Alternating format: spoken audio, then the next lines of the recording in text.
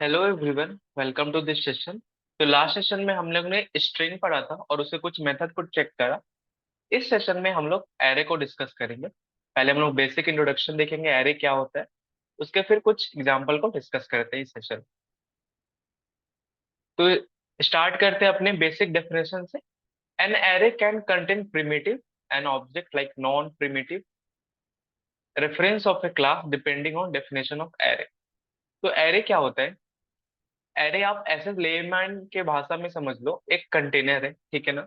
आप कंटेनर में एक टाइप के डेटा टाइप उसमें आप स्टोर कर सकते हैं, ठीक है। जैसे कि एग्जांपल के लिए समझ लो, आप जब लाइब्रेरी में जाते हो, लाइब्रेरी में देखते हो अलग अलग सेक्शन डिवाइडेड रहते हैं और हर सेक्शन में बस स्पेसिफिक बुक्स ही आपको मिलेंगे। जैसे कि आप अगर एक हिस्ट्री का सेक्शन है, उसमें सारे हिस्ट्री के बुक्स रखे होंगे, ठीक है ना। एक बड़ा सा कंटेनर है, उसमें बॉक्स बने हैं और हर सेल्स में बस एक हिस्ट्री के बुक्स ही अरेंज है, ठीक है। उसी तरह आप साइंस सेक्शन में जाओगे तो अलग अलग साइंस के बुक अरेंज होंगे, लेकिन उसमें सारे साइंस के ही बुक्स अवेलेबल होंगे। उसी तरीके से एरे हमारा एक कंटेनर है, उसमें आप एक स्पेसिफिक डेटा टाइप्स के वैल्यू बहुत सारे उसमें आप स्टोर कर सकते हो, ठीक है। उसमें आप प्रिमिटिव डेटा टाइप और नॉन प्रिमिटिव डेटा टाइप्स दोनों स्टोर कर सकते हो। प्रिमिटिव में हमने देखा था कि इंट, अरे, फ्लोट ये सब आता है। नॉन प्रिमिटिव में जैसे क्लास और स्ट्रिंग ये सब आ जाता है, ठीक है। जैसे यहाँ पे देखो, इसमें हमने इंट डाला है, इंट का एरे। तो उसमें हम सारे इंट वाले डेटा टाइप हमें स्टोर कर सकते हैं। जैसे हम अभी कैसे करते थे, एक वेरिएबल डिफाइन करना है इंट, फिर वेरिएबल का नाम देते थे और उसमें कुछ इंटीजर वैल्यू स्टोर करते थे, ठीक है ना। तो हम उस वेरिएबल बस एक ही इंटीजर स्टोर कर पाते थे। अगर हम एरे का इस्तेमाल करें तो हम मल्टीपल इंट वाले वेरिएबल उसमें स्टोर कर सकते हैं, ठीक है। उसी के तरीके से हम लोग बाइट एरे बना सकते हैं, शॉर्ट्स बना सकते हैं, बुलियन के बना सकते हैं, long, float, double character, string, multiple types के जितने हमारे प्रिमिटिव हमने पढ़े, नॉन प्रिमिटिव पढ़े, सारे डेटा टाइप्स को लेके हम एरे क्रिएट कर सकते हैं, ठीक है। अब ये इनिशियलाइज कैसे होता है? पहले हमें उस कौन से डेटा है, डेटा टाइप है, जैसे कि इंट है, उसे हमें उसका नाम देना पड़ता है कि कौन सा डेटा टाइप है, इंट है कि मेरा स्ट्रिंग है, प्लॉट है, डबल है, उसका हम नाम देते हैं, ठीक है। उसके बाद अपने एरे का नाम देंगे हम लोग। एरे कौन सा एरे, हम जैसे एरे का नाम ARR दे दिया, फिर एरे दे दिया, कुछ भी दे दिया। उसके बाद न्यू कीवर्ड से उसको डिफाइन करते हैं, ठीक है। देन उसके बाद हम साइज डिफाइन करते हैं यहाँ पे कि कितने साइज का हमारा वो कंटेनर होने वाला है, उसमें हम कितने नंबर स्टोर कर सकते हैं, ठीक। इसे प्रैक्टिकली देखते हैं तो आपको ज्यादा समझ में आएगा। जैसे मैंने अभी मैं इंटीजर वैल्यू स्टोर करने के लिए एरे बना रहा हूँ, तो मैं इंट लिखूंगा। उसके बाद a square opening and closing. Then मैं अपना एरे का नाम दूंगा, सपोज मैंने ARR दिया। देन न्यू कीवर्ड से वो डिफाइन होगा, ठीक है। फिर इंट। देन हम इसमें साइज डिफाइन करेंगे। सपोज मैं इसमें 5 इंटीजर वैल्यू स्टोर करना चाहता हूँ, तो मैं यहाँ पे 5 टाइप कर दूंगा, ठीक है। तो ये हमारा बैक में क्या हुआ, एक हमारा कंटेनर क्रिएट हो गया जिसके पास 5 हमारे इंटीजर वैल्यू स्टोर करने की स्पेस है, ठीक है। यहाँ पे आप 5 इंटीजर वैल्यू स्टोर करा सकते हो, 1, 2, 3, 4, 5, ठीक है ना। आप इसमें अलग अलग इंटीजर वैल्यू स्टोर कर सकते हो। अब इसमें हम इंटीजर कैसे डालेंगे? तो इसमें इंटीजर स्टोर करने के लिए हम इंडेक्सिंग का इस्तेमाल करते हैं। अब इंडेक्सिंग क्या होता है? सपोज आपने जो कंटेनर बनाया, यहाँ पे आपने कंटेनर बनाया और आप चाह रहे हो इस कंटेनर को मैं फिल करूँ, उसका साइज कितना था? 5, ठीक है। यहाँ पे 5 कंटेनर, ठीक है। तो जो पहला इंडेक्स होता है वो हमारा जीरो है। ये जीरो बेस्ड इंडेक्सिंग हमारा होता है जावा में। First zero, then 1, then 2, then 3, then 4। तो हमारा कितना इसमें स्टोर कर सकते हैं हम लोग?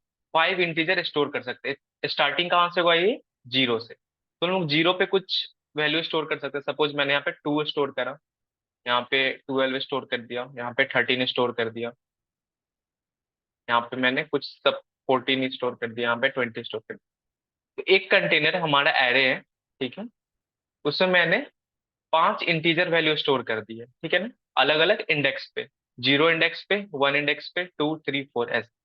और स्टार्टिंग कहाँ से करेंगे हम लोग? 0 इंडेक्स में से। इसको करके देखते हैं हम लोग, इसमें स्टोर कराते हैं वैल्यू।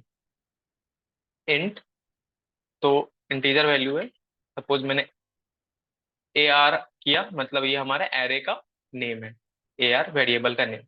और यहाँ पे हम लोग पास करेंगे हमारा कौन सा इंडेक्स पे नंबर डालना है, सपोज मैंने 0 लिखा, ठीक है, और वहां पे मैं लिख दूंगा मुझे इसमें 2 डालना है, ठीक है। एरे ऑफ 1 पे मैं डालना चाहता हूँ 12। एरे ऑफ 2 पे मैं डालना चाहता हूँ 13। एरे ऑफ 3 पे मैं स्टोर कराता हूँ 14।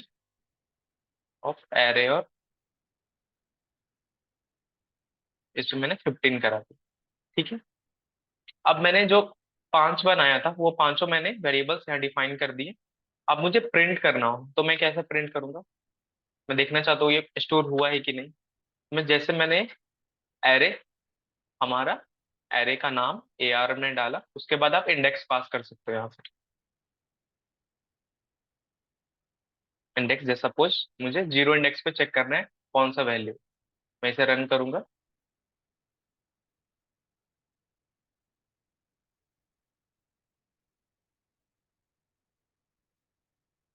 ये बिल्ड लाइन लिया, और बिल्ड होने के बाद इसने बताया कि 0 इंडेक्स पे हमारा 2 वैल्यू स्टोर है, जो कि मैंने यहाँ पे डाला था, ठीक है। मैंने सेम ही प्रिंट कर रहा हूँ कि मैं चेक कर रहा था 0 इंडेक्स पे कितना वैल्यू मैंने स्टोर करा है। मैंने 2 स्टोर करा था। अगर सपोज मैं यहाँ पे चेक करूँ मैंने 4th इंडेक्स पे क्या डाला था, मैं इसे रन करूँ,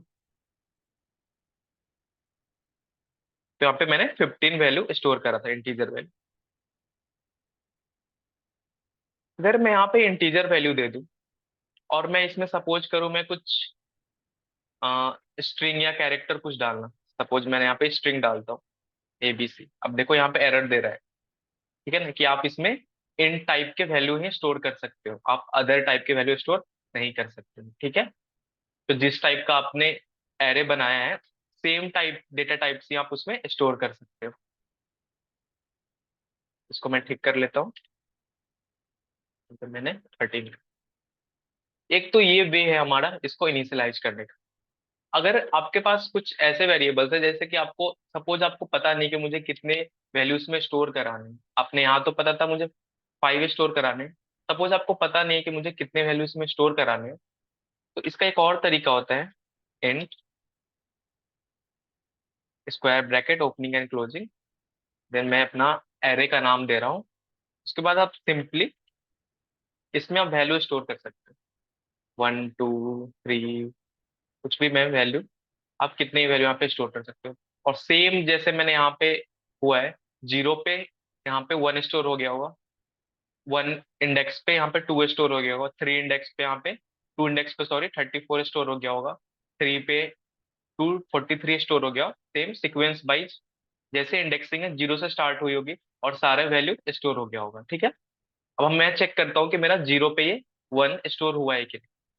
मैं यहाँ पे क्या प्रिंट करूंगा, एरे 1, और इंडेक्स पास करूंगा, कौन सा इंडेक्स आप चाह रहे हो प्रिंट करना।